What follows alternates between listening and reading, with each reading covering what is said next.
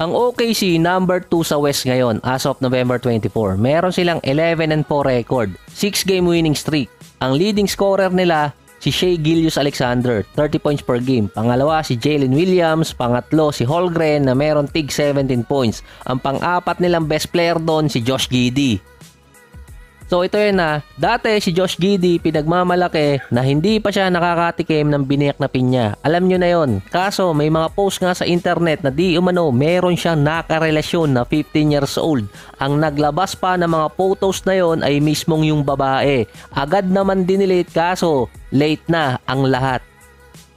So far, damage good ngayon si Josh Giddey. Basketball pa rin naman to, shoot muna bago dribble nga lang. Sinasabing unverified allegation pa yung kay Josh Giddey pero may mga picture na kasing lumabas. May video pa nga, hindi ko na lang mailagay dito.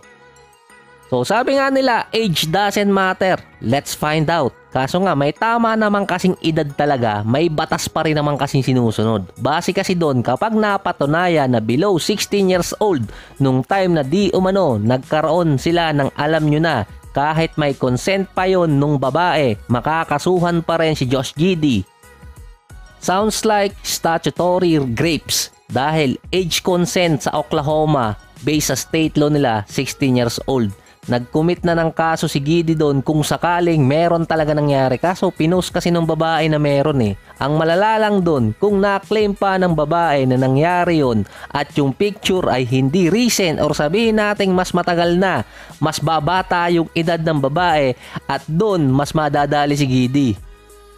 So sabi nga nila, age doesn't matter, may batas pa rin pero money matters always. Ang OKC hindi pa nagsasalita regarding sa issue pero hindi kasi bago yon. Dahil nung pagkalabas ng balita na yan kay Giddey, kinumpara agad siya kay Karl Malone. So nagawan ko na dati ng story yan. Hindi naman tinamaan yung karir talaga ni Malone, yung pagkakataon lang talaga kinasuhan siya noon at pinagbayad ng child support. Hindi nga lang din kinilala ni Malone yung naging anak niya dati.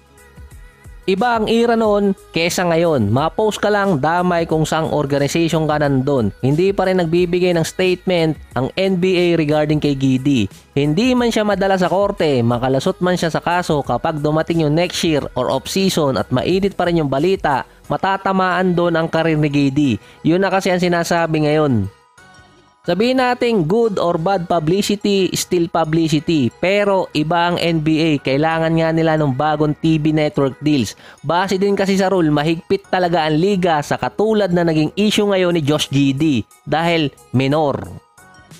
Si Josh Giddey eligible sa contract extension. Isa siya sa nakuha ng OKC sa kanilang rebuilding process. Siya ang possible sumunod kay SGA na makakuha ng malaking kontrata sunod sina Jalen Williams at Holmgren. Kung kailangan magbitaw ng isang player ng OKC para nga sa kanilang salary cap, alam mo na kung sino ang pipiliin nila doon. Sunod-sunod kasi yung mga player na nadadamay sa mga kaso. Tulad ni Joshua Primo, pinakawalan na lang siya basta ng San Antonio dahil sa naging issue sa kanya. Si Kevin Porter Jr. ganun din. Yung sinabi kasi doon ng ibang write-ups, hindi yung kaso kung paano lulusutan yun ni Josh Giddey. Ang kailangan niyang lusutan doon, yung pagiging double standard ng liga. So yan muna at hindi ko alam kung paano tatapusin ang episode na to, kaya ganito na lang, bigla na lang mawawala.